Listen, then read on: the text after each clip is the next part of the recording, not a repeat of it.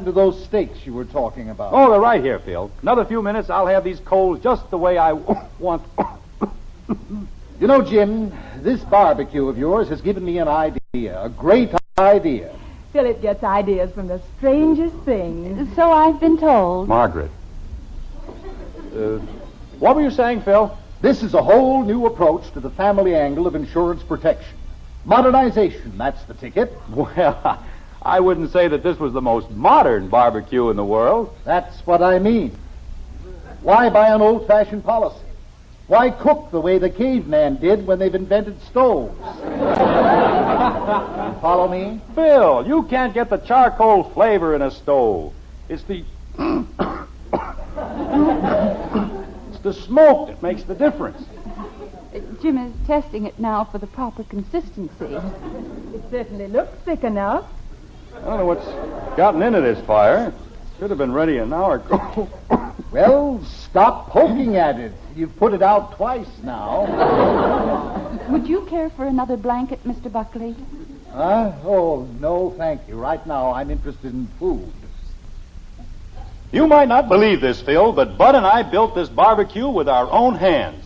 I can believe it very easily. It's the weirdest-looking contraption I've ever seen. Philip likes everything to be efficient. Don't you, Philip? Is the smoke annoying you, Mrs. Buckley? Oh, no, it seems to make things a little... warmer. I think we're just about ready, Phil. Good. I was beginning to wonder whether you'd build a barbecue or a smudge pot. Yes, sir. In 10 minutes, you'll be digging into the greatest steak you've ever eaten. In 10 minutes, I'll be ready to take a bite out of a passing cow. Well, here we go. And when these steaks hit the grill, just listen to them sizzle. I tell you, Phil, there's nothing like it. There.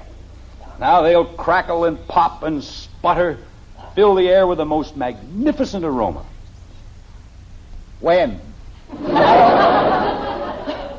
That's funny. They always have before. Jim, don't you think we ought to take them inside? I'll get it going in just a minute, honey. Let me take a look at that fire, Jim. Philip, you're getting all uncovered. You catch your death of cold. Oh, It's going to be all right, Phil. it's just like sitting in an icebox, that's what it is. Jim, where are you? Right over here, Phil. Barbecue. You ought to sell the confounded thing to the government as a secret weapon. Philip, please don't get too close to it. Close? I can't even find the thing. Jim, there's a perfectly good stove in the kitchen. Oh, there you are. Looks like the draft isn't operating quite the way it should.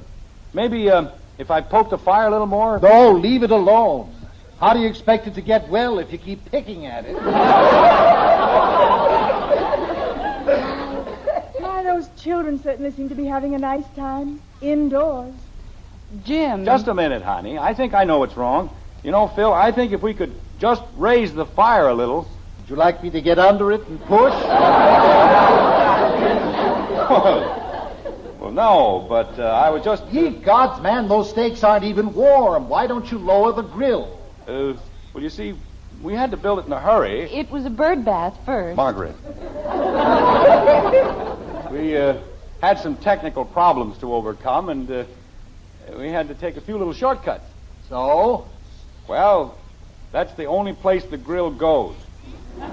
But if we can raise the fire a little... Why don't we just hold some matches under the steaks?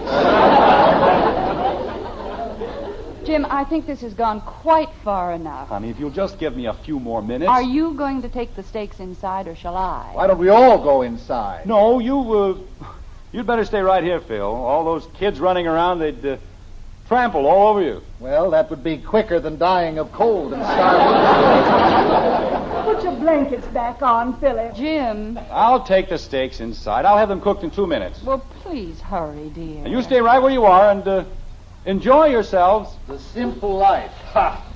When I get home, I'm going to kiss every stone on Fifth Avenue. Try to do something unusual, and what thanks do you get? put matches under the steaks, he tells me. Big outdoor man. Shoots ducks in the middle of the winter. Probably never saw a duck in his whole life. Hi, Father. Oh, Betty, can I speak to you for a minute? Isn't this a wonderful party, Father? How's yours going? Fine, Betty, just fine. Hi, Mr. Anderson. Oh, hello, Tommy. Having a good time? Great. Say, Betty, the gang needs some more chili and beans. Well, there's lots of it on the stove. Grab a pot. Okay. See you around the drugstore, Mr. Anderson. Yes, I'll see you around the drugstore. Isn't he a goon, Father? Yes, he certainly is. Betty, Yes, Father? I know I promised to keep the Buckleys outside, but we're freezing to death. Father. The barbecue doesn't work. The steaks won't cook. You've got to let us come in, that's all. Father, you're going to ruin everything. Everything is ruined. I'll be lucky if I don't get fired. Father, if you'll just wait another few hours. We'll be dead in another few hours. Look, just get all of those things out of the oven. Let me cook the steaks, and we'll discuss the rest of it later. But you can't take the biscuits out of the oven. They'll be ice cold. Well, we're ice cold. Why should they be any better? Father. Daddy. Oh, no. They came back. They're not supposed to, and they came back. Hiya, Dad. What's cooking? Very little, believe me. What are you doing here? We live here.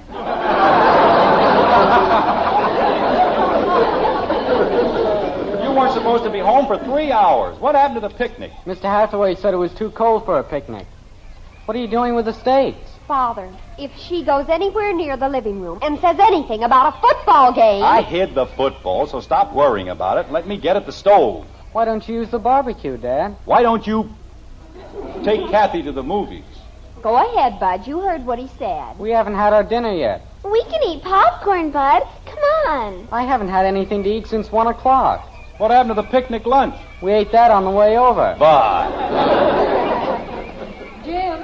Mommy, we're back. The most ridiculous thing that's ever happened in my whole life. Margaret, I was just starting to cook the steaks. Mother, it isn't time for you to come in. It most certainly is. It's raining. Well, outside of an earthquake, what else can happen? Now, see here, Jim. I've stood just about... what's that? What? On the stove. What is it? Oh, chili and beans, Phil. But if you'll be patient for just another few minutes... Chili? Did you hear that, Isabel? Chili. Doesn't it smell wonderful? You mean you like chili? All the time Philip was courting me, we never ate anything else. Chili and beans and chopped onions. I haven't had anything like that since... Oh, grab a plate, Isabel. I already have. Phil, I've got all these steaks. You can take the steaks and stuff them back in the refrigerator. Dad, What is it, Bud? I'll eat a steak. Grab some of this chili, Bud. It's terrific. I made it, Mr. Buckley, all by myself. Betty, if I were 2 years younger, I'd marry you. Don't listen to him, Betty. He tells that to all the girls. Can I have some chili? I'll have a steak ready in 5 minutes, Kathy. I don't want a steak. I want some chili. Kathy, I don't think you should. Oh, a little chili isn't going to hurt her, Margaret.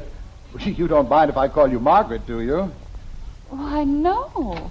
Hey, Betty, hurry up. We're waiting for you. Oh, just a minute, Tommy. They're going to do Birdie in a cave. Oh, I'll be right there. Wait a minute. You mean you're going to square dance? Philip, that's just for the young people. Well, we're young people. Come on. But I haven't finished my chili. Bring it along. Come on, Isabel. I'm sorry, Margaret, but he's so impetuous. Betty, you're holding up the whole works. You want me to carry your plate, Mrs. Buckley? I can manage it, dear. May I come too, Betty? Oh, sure. Come on. We'll be back later.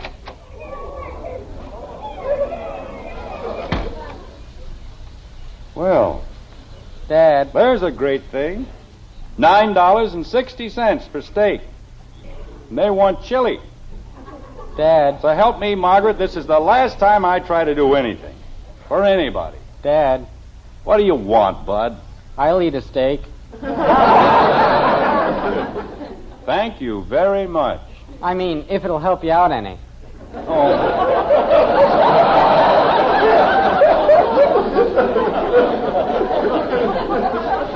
All right, Bud, go ahead. Eat all of them. All of them? Holy cow. Where are you going? To get Joe Phillips, I'm going to need help. Bud! Jim, Yes, Margaret. While we were waiting for you outside, I had a long talk with the Buckleys. Good for you. Do you know why Mrs. Buckley made this trip to Springfield? At this stage, I don't know anything. Well, Mr. Buckley had told her so much about our children that she wanted to meet them. She did? They weren't interested in barbecues and steaks. They wanted to spend the day with Kathy and Betty and Bud. Well, how was I supposed to know? They don't look like the sort of people who like children. But they do, Jim. They like them very much. They like us all very much. Well, what's so funny? Just something Mrs. Buckley said. Well, all right. Go ahead. Drop the other shoe. What did she say? Now, you won't be angry. Of course not. What did she say? Well, she said that Mr. Buckley had a great deal of respect for your business ability. Yes? And isn't it too bad you're such a stuffed shirt?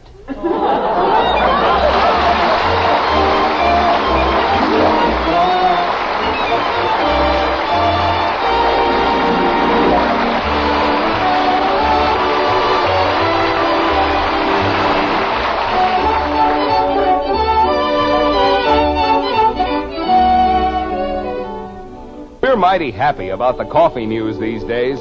Grocers everywhere are featuring Maxwell House at lower prices. Yes, lower prices on the coffee more people buy and enjoy than any other brand. Now you folks who always drink Maxwell House can enjoy it at the lowest prices in months. And you folks who haven't been getting that wonderful good to the last drop flavor, now's the time to bring home a familiar blue Maxwell House tin. See how much more pleasure you find in a cup of coffee when it holds the world's most famous flavor. Flavor so rich and mellow.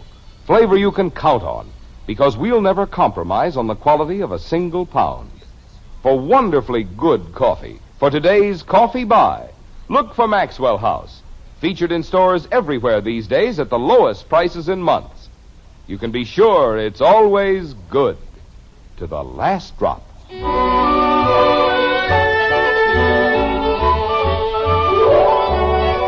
Now it's Sunday in Springfield, and in the Anderson backyard, Jim, he's the stubborn Rover boy, is still determined to make the barbecue work. Like this.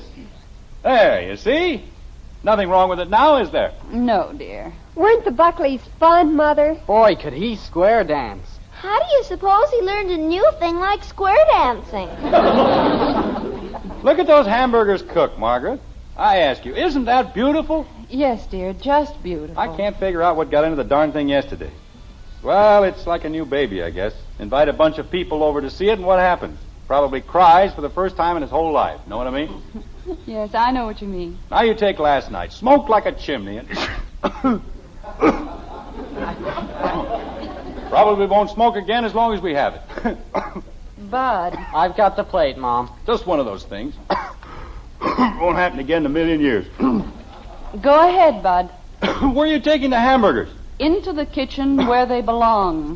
Wait a minute, Margaret. There's nothing wrong with a barbecue. It's just that...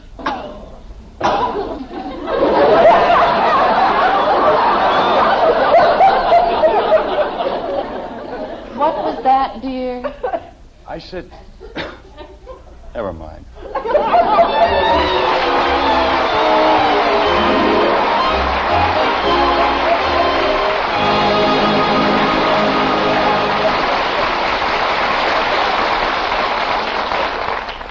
Tell the kids it's a hot favorite with Hoppy. That's hot post wheatmeal. And you won't have to coax the youngsters to eat a hot cereal for breakfast if you tell them how Hopalong Cassidy loves hot post wheatmeal. Hoppy knows it's chock full of good, solid nourishment. He goes for the rich, nut-like flavor. And you'll go for the fact that post wheatmeal cooks in just 3.5 minutes. So get hot post wheatmeal and tell the kids it's Hoppy's favorite. You'll see, you'll all agree, it's the best hot cereal you ever ate.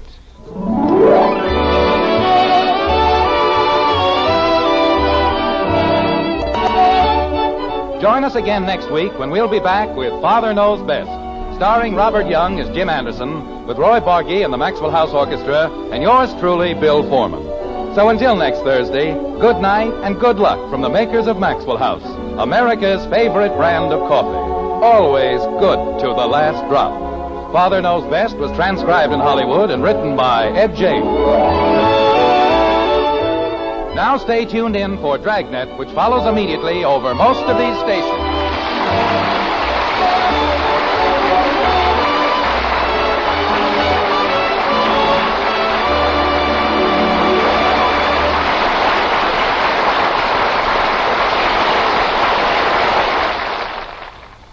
This is NBC, the National Broadcasting Company.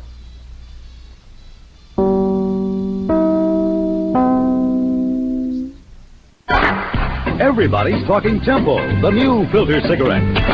Far more charcoal, far more charcoal. How does all that flavor get through all that charcoal in that new filter cigarette? Tempo! The secret's in the structure of Tempo's all-new filter. Try the new filter cigarette, Tempo. Tempo brings you far more activated charcoal than in previous filter designs. The first bonded charcoal filter, a new kind of filter for a taste too good to miss. White Estron Filter 2. No health claim is made for Tempo. Only the promise of easy draw, smoother taste. How does all that flavor get through all that charcoal in that new filter cigarette? Tempo! The secret's in the structure of Tempo's all-new filter. Try the new filter cigarette, Tempo. The magician.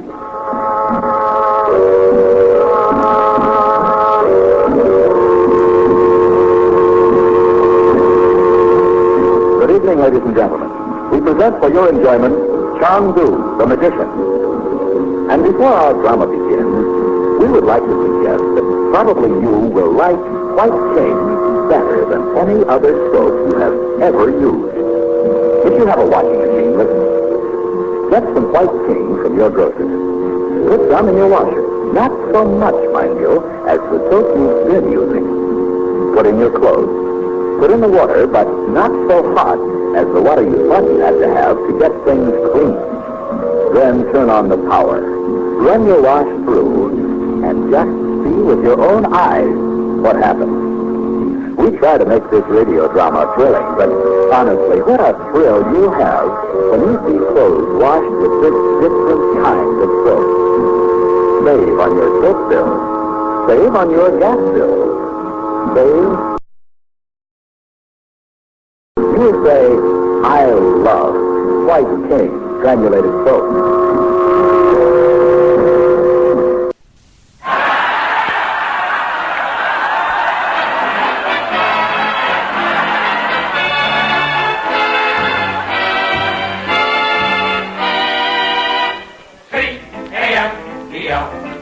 The Abbott and Costello program brought to you by Camel, the cigarette that's first in the service according to actual sales records. See if your throat and your taste don't make Camel a first with you, too. Find out for yourself. Listen to the great rhythms of Freddie Rich and his orchestra, the swingy singing of Connie Haynes. And that roly-poly little road hog who, whenever he's stopped by a traffic cop, always says, "Hey!"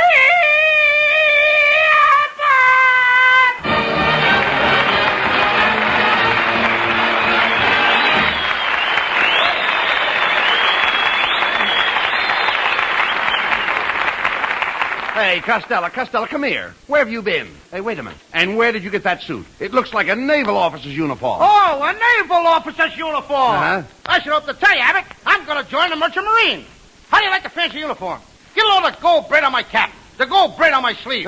Wait a minute, Costello. That's a nice uniform, all right, but you've got the pants on backwards. I know. I want to be a rear admiral. Look, you can't get in the Merchant Marine. You couldn't pass the physical examination. Who couldn't, Abbott?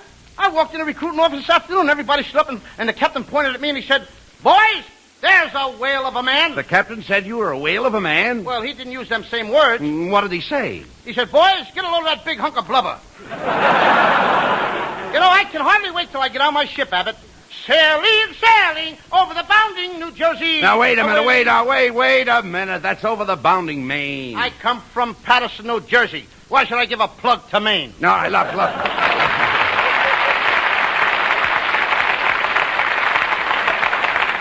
Well, there you are. That shows you know nothing about the sea. You're not a nautical man. I'm not what? I said you're the least bit nautical. Oh, I have my moments. Oh, I no, really you do, don't. Abbott. No, I no, do. no. After all,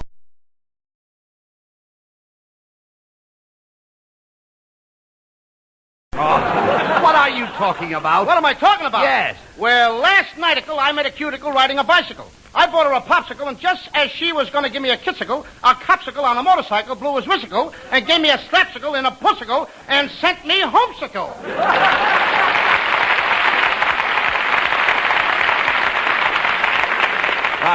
That's enough of that silly talk. What do you mean by coming in here talking about being a sailor? You don't know anything about the sea. Who don't? My whole family were sailors, Abbott. Even my Uncle Artie Stubbins was a sailor. What was his capacity? 5 quarts. No. What did he do as a sailor? He was on a tanker. Where is he now? On a bender? Now, will you be serious, please? Now, take me. Who wants you? No, shut up. I love the sea. The sea is in my blood. Sailboats, steamboats, rowboats, they're all in my blood. No wonder your skin is so lumpy. Oh. You can joke all you want, but I love the sea. Do you realize that I lived on salt water for 20 years? How can you drink that stuff? Oh, never mind that. The ocean is wonderful. Did you ever see the flying fishes fly? Or the leaping tuners leap? Nope, but I saw the dolphins dolph and heard the porpoises porp. Look, Costello, I'm going to see how much you know about boats. Now, have you ever been down to the docks? Yeah, I was at the docks this morning. Did you see any vessels? Yep, the nurse carried one in. No. I'm not talking... I'm not talking about that kind of a dock. I'm talking about a wharf. A what? A wharf. Oh, that's cute, Abbott. Now, give me your paw. No, Costello. The wharf is where the boats embark. Do what? Embark. Woof, woof, woof, woof, What are you doing? I didn't know you want to play doggy. Oh, Costello, please. I don't think you know anything about boats. Do you know anything about sloops? Oh, I'm crazy about sloops. There's nothing like a hot bowl of sloop with plenty of crackers. You dummy. You wouldn't know the difference between a... I'm starting to talk like Charlie Chan. Listen to me, please. I'm just after telling you. You wouldn't know the difference between a sloop and a gunboat. That's what my mother made for lunch. She made what? Chicken gunboat sloop. You please talk sense. Look, how about this boat you're going out on? How fast is it? How fast is it? Yes. It goes 40 miles an hour. Oh, no. You don't mean miles. You mean your boat goes nuts. My boat goes nuts. Certainly. Every boat goes nuts. What drives them nuts? The engines. The engines drive the boats nuts? That's right. We gotta get word through to Gene Autry. He'll fix those engines. No. Little beeper! No. Hi-ho! I know. Hi-ho everything. Heave-ho! I'm not talking about engines. Engines. The faster the engines turn, the more knots you get. And the more you talk, the more knots I get. No. Will you please listen? Knots are nautical miles. For instance, if you ask a sailor how fast the boat is going, he won't say miles to you. He'll say knots to you. And I'll say knots right back to him. No, you don't.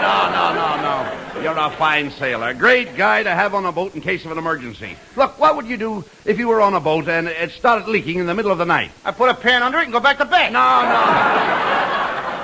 Look. Well, ain't that right? No, certainly not. Suppose there was a big hole in the side of the boat and the water was rushing in. What would you do? I'd bore a hole on the other side and let the water out. You see, there you go again. Why, you don't even know what part of the boat from... You don't one part from the other. Oh, yes, I do. No, you don't. Yes, I do. Well, let me hear. Let's see. All right, go ahead. Well, Name the different parts of a boat. Okay, the bow is the front of the boat. That's right. The stern is the back of the boat, and the starboard is on the right side. Yeah. Where's the port? In a bottle in the icebox. I told you. Look. Suppose you were out in a boat and a strong east wind came up. What would you do? I'd throw out an anchor. That's right. All right. Now, but suppose a terrific west wind came up. I'd throw out another anchor. But suppose a north wind came up. Then I'd throw out another anchor. Hey, wait a minute. Where are you getting all those anchors? Same place you're getting all that wind.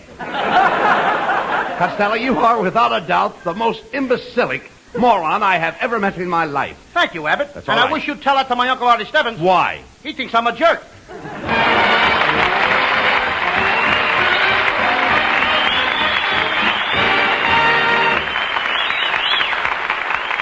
You know, you hear all sorts of rumors about the cigarette shortage. Theories are tossed around like confetti at a New Year's Eve celebration. Well, I'm not going into all the whys and wherefores, but I can speak for the makers of Camels. More Camels have been made than ever before in our history, and still the demand can't be met. But when you do get Camels, they are Camels. Still a cigarette of costlier tobaccos, blended in the time-honored Camel way. Not one shred of tobacco that isn't properly aged is being used. Camel's reputation will not be sold down the river, no matter what the pressure of these times. Ask for Camels every time you buy cigarettes. Their rich, full flavor and cool mildness make them worth asking for again. And again. C-A-M-E-L-S. War or peace, Camel is still Camel.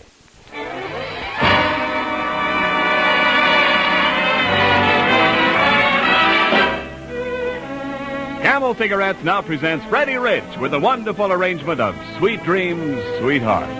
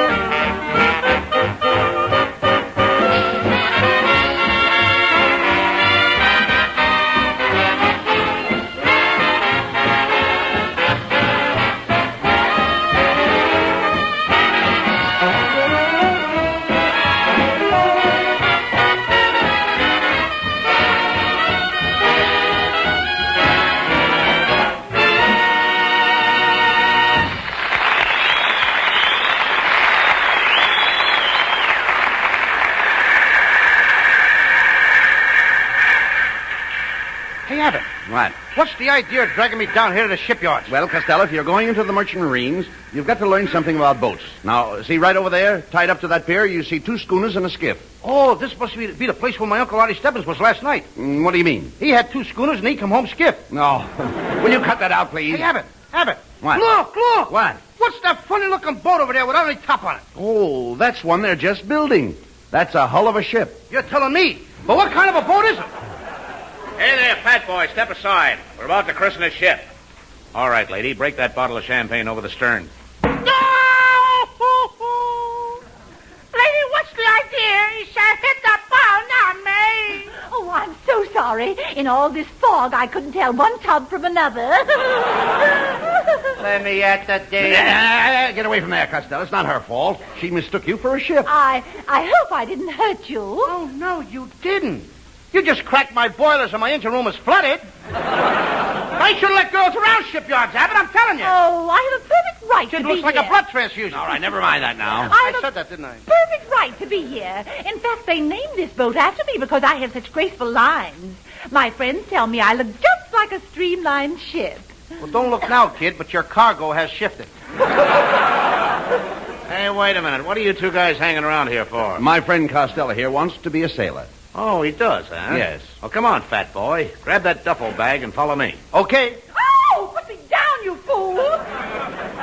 I'm sorry, lady. In all this fog, I couldn't tell one old duffel from another. Costello, come on, let's go. Come on, please. Let's get going. Come on. Yeah, step right into this office and we'll examine you. Now, that's it. Now, open your shirt, Costello, and let me see what kind of a chest you've got. Oh, I couldn't do that. Oh, come on, Costello. Open your shirt. Abbott, I can't. I feel too embarrassed. Embarrassed to show your chest? I forgot to comb it this morning. Come on, here. I'll help you off with your shirt. Come on. Say, you got some nice tattooing there. What's that picture of that lady on your back? Oh, that's Whistler's mother. Whistler's mother? Well, what are those 2 sailors doing there with her? Those are the guys she whistled at. Hey, Costello. I see you've got General Eisenhower tattooed on your chest. Yeah, and I got General Montgomery on one shoulder and General Patton on the other shoulder. Have you got any more? I wish I could show you Hitler.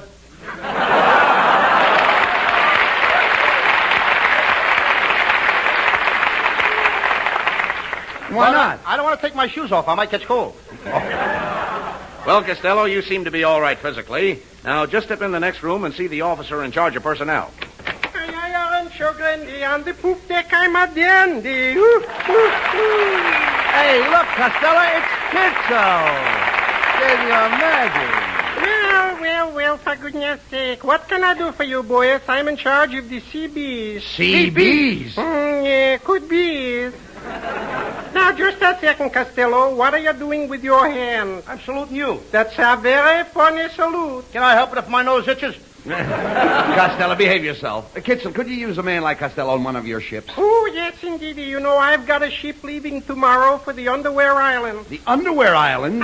The West Indies. Oh, I was down there last summer with a picture company. In the West Indies? I was making shorts. He was making shorts. Oh, I get it. Making shorts. I don't wear them. Listen, Kitzel, where else does your boat go? Well, after it leaves the West Indies, it goes to Cuba, Puerto Rico, and Haiti. And what comes after Haiti? Haiti 1, Haiti 2, Haiti 3. Oh, Abbott, this guy is nothing but a big no-bab. What is a no-bab? Spelled backwards, baboon. Who are you calling a baboon? In my country, that means fight. Well, in my country, that...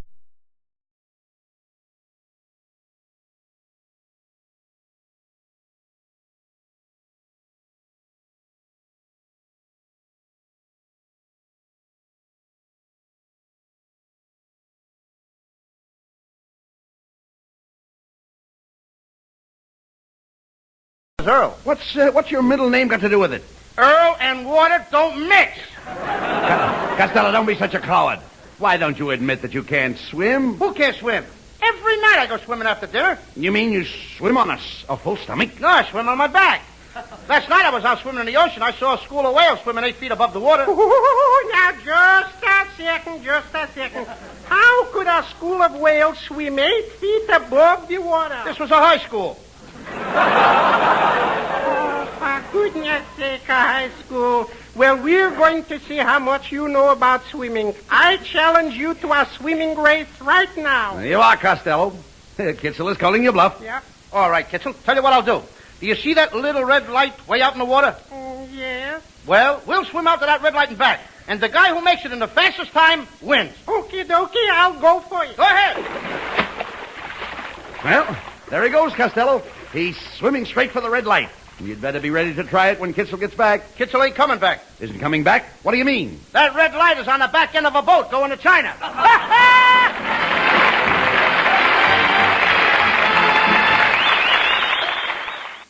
Tonight, Connie Haynes sings a beautiful ballad for her Camel audience. I'm Making Believe. I'm making believe that you're in my arms. Oh, I know you're so far away. Making believe I'm talking to you. Wish you could hear what I say. And here in the gloom of my lonely room, we're dancing like we used to do. Making believe is just another way of dreaming. So till my dreams come true, I'll whisper goodnight, turn out the lights and kiss my pillow, making believe it's you.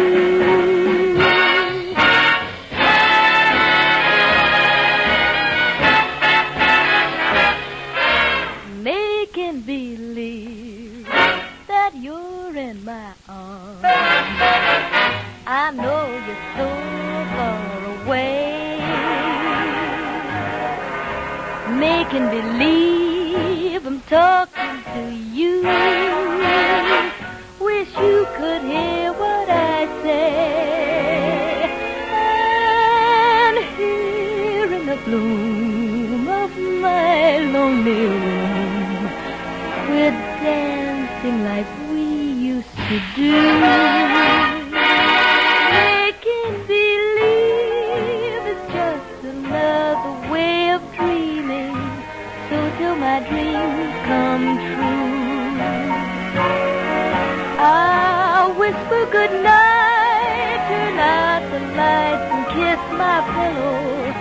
making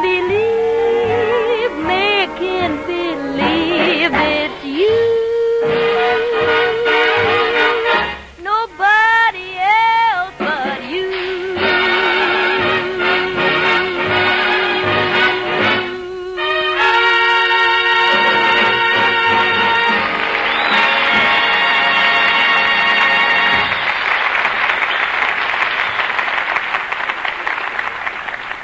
On the corner of Main and Catalpa Streets, two men were talking. So I said to him, Frank, I've been buying from you for 14 years. You've got to give me some camels. Yeah? Then what?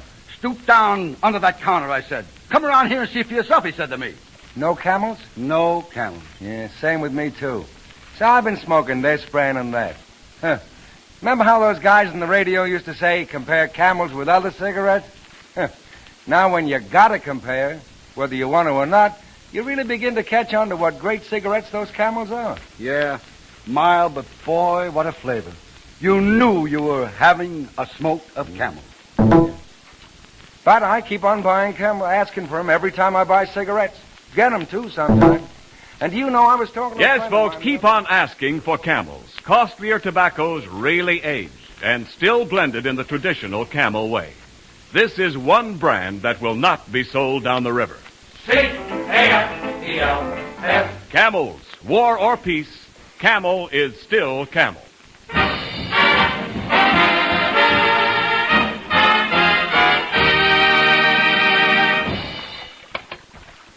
Costello, this is ridiculous. We've been rowing around this harbor in the dock for over an hour.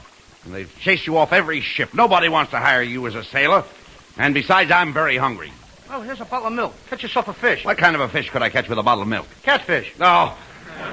Look, let's go back to shore. Not me, Abbott. I'm going to every boat in this harbor until I get a job. Hey, look. There's a boat bearing down on us now. Ahoy in that old boat. Can you spare a dime for a cup of coffee? A dime for a cup of coffee? Who are you? Oh, just a tramp steamer. Here's a quarter, Niles. Go scuttle yourself, will you? Hey, Costello, there's a big ship lying at anchor. And there's a ladder hanging over the side. Look, I'll grab you by the coat and boost you up. What rip? Your coat is gone. Then you better grab me by the shirt. What rip? Your shirt is gone now. I'll grab you by the trousers. I'm afraid to ask. What's coming off down below? You'd be surprised. Better get you aboard. Never mind aboard. Give me a barrel. Stand by below. I'm sending down my first mate. Put something around me, Abbott, quick. His wife is coming down. Ahoy up there. Don't bother sending down your first mate. All right, I'll send down my second mate. How do you like that? The guy's a bigamist. Don't send down your second mate either. How about my third mate? The guy's got 3 mates. What is this, to see a matrimony? Oh, go ahead, Costello. Climb aboard. Well, welcome to the SS Sponge. This sponge is soaked. Hey, you must be our new admiral. Just a minute, Captain. Wait a minute, quiet. Right, what's the matter? Abbott, this guy thinks I'm an admiral. Oh. This is my big chance to run my own ship. Take it easy. Here I go. Watch me put Take it on. Easy. Go ahead. Crank up the ship. Let's get started. Put it in gear. Oh, but sir, you can't start the ship until you get steam up. I'll get steam up. Hey, steam! Yes, sir. Get up. Anything else, sir? Yeah. Batten down the hatches. But the hatches are all battened down. Batten them down again. We'll show those hatches. Wait a minute, Costello. You can't make this ship go until you weigh the anchor. Okay, Abbott, bring me the scales. No. Before you start, Costello, you'd better get all your hands on deck.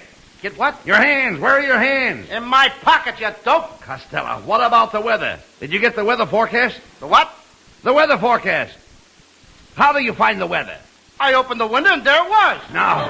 This is serious, Costello. Suppose we run into a storm. Oh, I don't think we'll have a storm. How about a shower? Take one if you think you need it. Oh. And I think you need it. Never mind. I think we both need it. All right. Come on, Costello.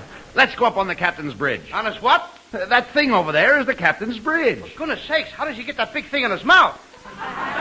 Pardon me, sir, but we'd better not set sail. The barometer is falling. Well, pick it up and let's get going. Avast, you slobs! Swabs! Larboard the mainsail! Raise the jib sail! seats and change the bedspreads. Well, we're moving, Costello. Isn't this wonderful? Here we go over the bounding waves. Up and down. Up and down. Up and down. Up and down. Stop the boat. Stop the boat. Stop the boat. I said stop the boat. What's the matter with you? Something terrible is going to happen. How do you know? Are you psychic? No, I'm seasick. You'll be all right in a minute. Let's take a walk around the deck. Hey, Abbott. What? Isn't the air wonderful? What do you mean? What's that little coop up on top of the ship? That's the crow's nest. The crow's nest? Mm-hmm. Let's go up and take a peek at the little darlings. Oh, please. There are no crows up there. Then what are those big birds flying around up there? Those are gulls. How can you tell the gulls from the boys? No. Come on, please, Costello, please. Well, wait a minute. I mean, I want to climb up in that crow's nest and gather some eggs. There are no eggs in that crow's nest. There must be. A couple of them just dropped after that last gag. Look, please, forget about the eggs. I wish I was an egg. What do you mean? Now, take it easy. Recitation. Now, wait a minute. Look. Recitation. Just a minute. Look. Now, Recitation. Now, be careful what you're saying. I'd like to be a little egg sitting in a tree. When you'd walk by, I'd break myself and splatter thee with me.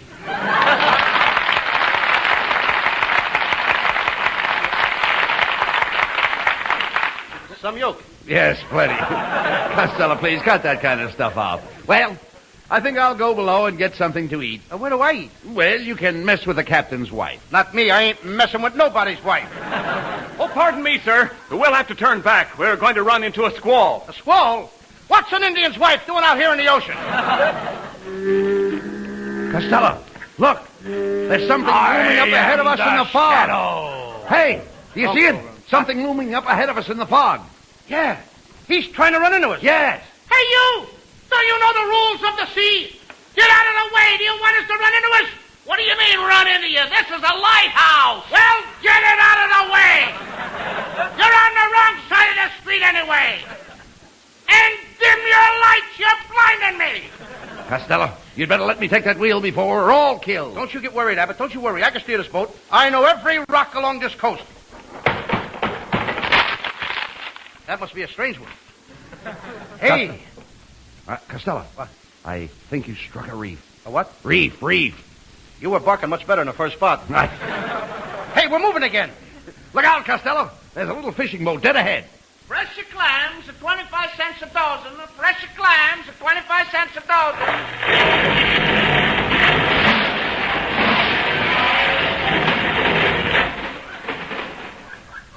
Clam a chowder, 10 cents a bowl. Clam a chowder.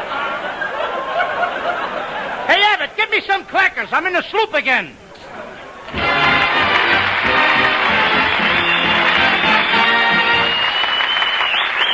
Abbott and Costello will be back for Camel cigarettes in just a moment. Thanks to the Yanks of the Week. Tonight we salute Lieutenant Everett E. Pruitt of Monday, Texas. In one night, he led a patrol across the Roar River, through minefields and into Siegfried Line positions. He brought back 3 wounded men under machine gun and artillery fire, and single-handed fought off 8 Germans with a rifle and hand grenades until the wounded men were safely away. In your honor, Lieutenant Pruitt, the makers of Camels are sending to our fighters overseas 400,000 Camel cigarettes.